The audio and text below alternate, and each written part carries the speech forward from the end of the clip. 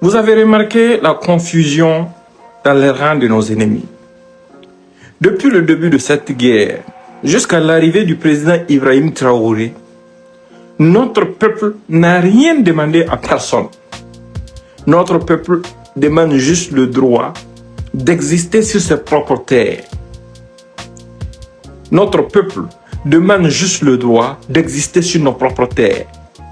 Et c'est pour cette raison que nos FDS et nos VDP partent donner leur vie pour l'ensemble de la patrie.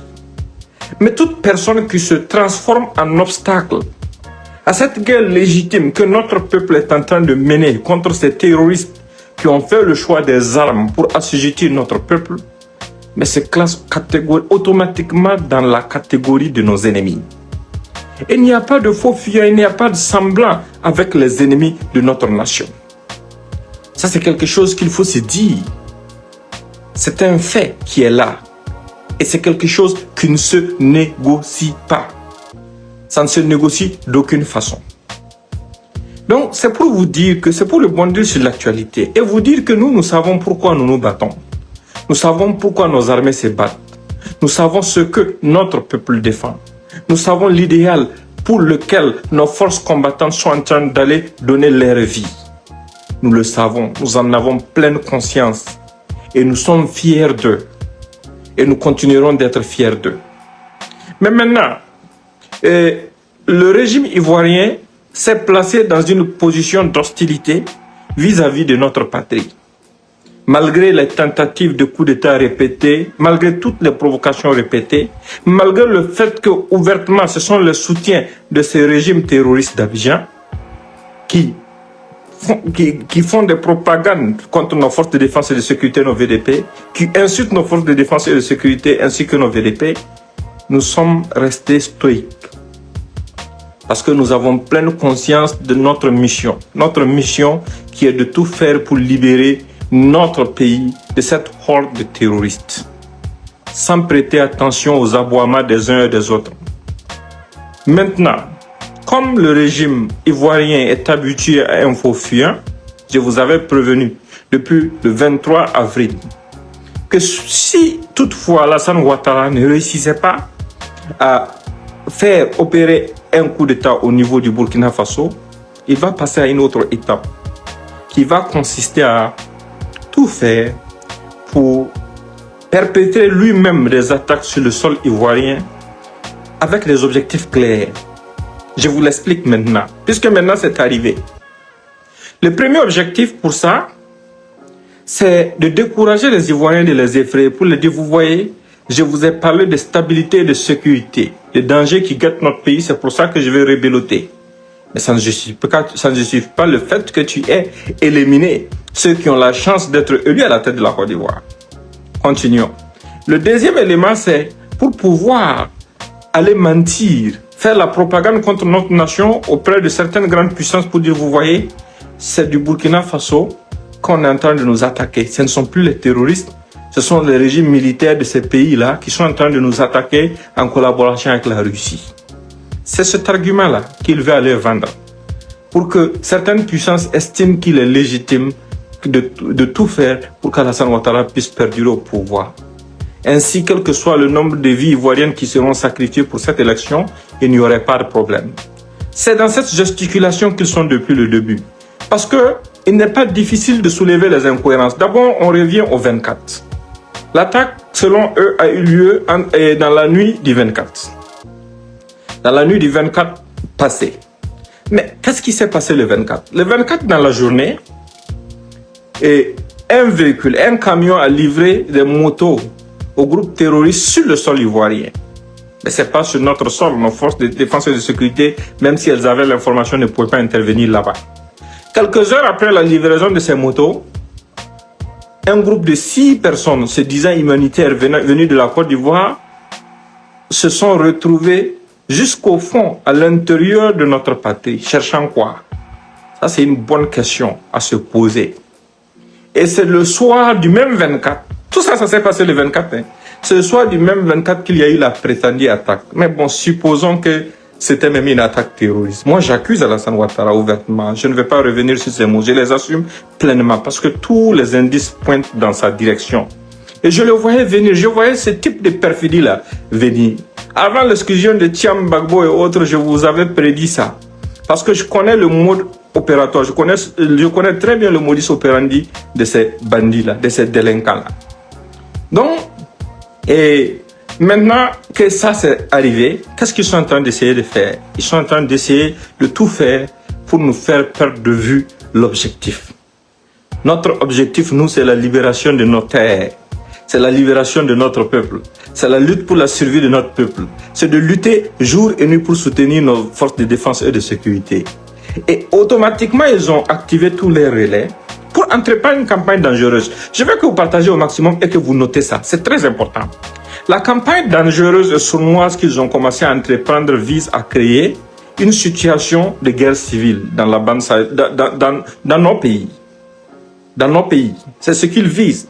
Parce que vous vous souvenez que depuis que cette guerre a commencé, aucun dirigeant d'un pays de l'Alliance des États du Sahel n'a donné une qualification ethnique à cette guerre. Parce que nous savons que ceux qui ont pris les armes contre nos pays-là, ils ne combattent pas pour une ethnie, ils ne combattent pas pour une religion. Ce sont des bandits, des égarés, des assoiffés d'argent qui ont été manipulés, qui ont été achetés pour retourner les armes contre leur propre population, qui créent la mort et la souffrance dans leur propre village, qui n'épargnent personne. C'est contre ces délinquants, c'est hors la loi que nous sommes en train de lutter. Il n'y a pas de qualification ethnique dedans. Mais, malgré ça, le ministre de la Défense de Côte d'Ivoire, Tenem Brahima Ouattara, je ne sais pas si c'est le fils ou le frère d'Alassane Ouattara, a devant le Sénat ivoirien affirmé que c'était des jeunes peuls du Burkina qui rentraient là-bas en Côte d'Ivoire pour créer des situations. Ça, c'était pas sous IBN, c'était sous ROC. Ils ont déjà montré leur intention dès le départ. Et ces 2 jours, vous avez vu par exemple, comment il s'appelle, le rat voleur, là, je ne vais même pas dire son nom, le vendeur de lubrifiant qui s'est fait appeler pasteur. Il fait des vidéos que vous devrez sauvegarder pour la postérité. Pour la postérité, c'est très important parce que ce sont des choses qui vont servir la justice internationale si demain il y a une situation de génocide. Parce que il commence à dire que non, au Burkina Faso, ce sont des peuples qui sont en train de prendre les armes parce que les peuples sont marginalisés. Vous voyez comment c'est dangereux? En fait, il est en train de donner une qualification ethnique avec la bénédiction du pouvoir d'Abidjan à cette histoire de terrorisme. Pourquoi? Pour mettre l'ensemble des peuples en danger, afin qu'une situation d'insécurité générale ou bien une guerre civile généralisée se déclenche dans nos pays pour qu'ils puissent détourner l'attention de leur peuple de l'irresponsabilité d'Alassane Dramane Ouattara. C'est dans ça qu'ils sont. Hein. C'est dans ce jeu qu'ils sont. Donc, nous ne sommes jamais tombés dans un piège ethnique parce que nous savons que le terrorisme n'a pas d'ethnie. Le terrorisme n'a pas de religion. Ce sont des gens égarés qui ont pris les armes contre nos nations. Il y a toutes les ethnies dans nos armées, il y a toutes les ethnies dans nos VDP. Donc, c'est pas une question d'ethnie et nous n'allons jamais tomber dans ce piège. Eux, la manipulation qu'ils sont en train de faire là, c'est pour essayer de nous orienter vers des débats ethniques. C'est pour essayer de susciter des situations contre une communauté précise. Et tout le monde doit prendre acte de ça. Si la justice ivoirienne n'est pas suffisamment responsable pour l'interpeller, vu le fait que cette justice est aux ordres d'Alassane Dramane Ouattara, le rebelle, et que Makosso lui-même est au service de Dramane, et du frère ou du fils, disons, je ne sais pas c'est quoi, c'est à lui de venir clarifier sa situation. On l'attend même s'il peut venir maintenant. Mais vu que Makosso a leur service, ils ne vont jamais l'interpeller. Donc c'est à vous de prendre note et de prendre acte et de comprendre tous les enjeux. Ces gens sont en train de vouloir nous faire disperser nos forces, nous éloigner de l'essentiel. Concentrons-nous sur l'essentiel. Maintenons la veille citoyenne. Je le répète, maintenons la veille citoyenne au plus haut niveau. Soudons nos rangs, surveillons nos frontières, combattons les terroristes autant que faire se peut et continuons de lutter pour la prospérité de notre peuple. Parce que la situation qui se passe actuellement, c'est qu'Alassane crée en Côte d'Ivoire, avec toutes les manigances qu'il fait pour échapper à son destin, il sait que son destin est déjà scellé. C'est inévitable. Parce que c'est lui-même qui a créé un précédent historique qui a mené la Côte d'Ivoire dans une situation qui a coûté la vie à des milliers d'Ivoiriens. Combien de gendarmes, militaires, policiers ivoiriens avaient été assassinés à l'époque, lui, pour sa cause rebelle, juste pour qu'il soit candidat.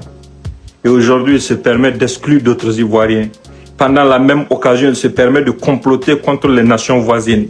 Il se permet de se comporter en gangster, en Bob Denard, à la solde de la France pour pouvoir assujettir nos États. Mais nos États, là, personne ne peut les assujettir.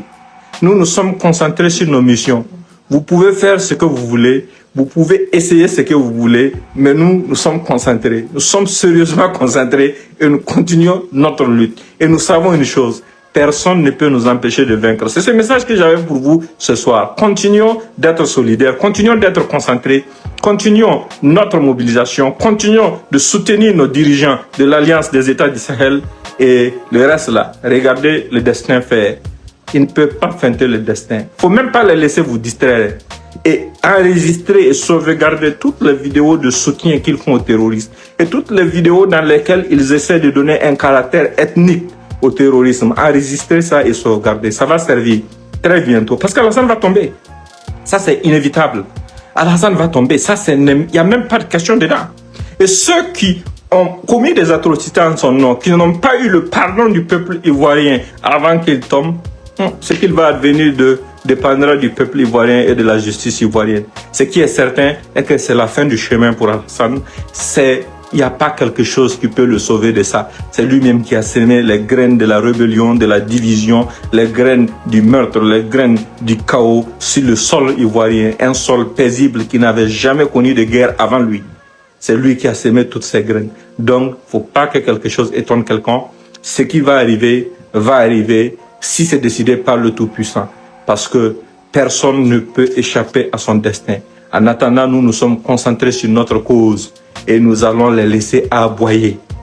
Voilà. Ne vous comparez même pas à eux. Moi, personnellement, ma catégorie, c'est Alassane. Même photocopie qui est son fils ou son frère, je ne sais pas quoi. Je ne le calcule pas. C'est pas quelqu'un qui peut se retrouver dans les mêmes milieux que moi, même si c'est pas parce que son frère ou son père a assassiné des gens pour s'accaparer du pouvoir ivoirien, prendre le peuple ivoirien en otage. C'est Alassane, mon camarade. Et les autres, les à côté, là, nous, on ne les calcule pas. Confirmez le code. Vive Ibé, vive Goïta, vive Tchani. La patrie ou la mort, nous vaincrons. Bonne soirée à vous.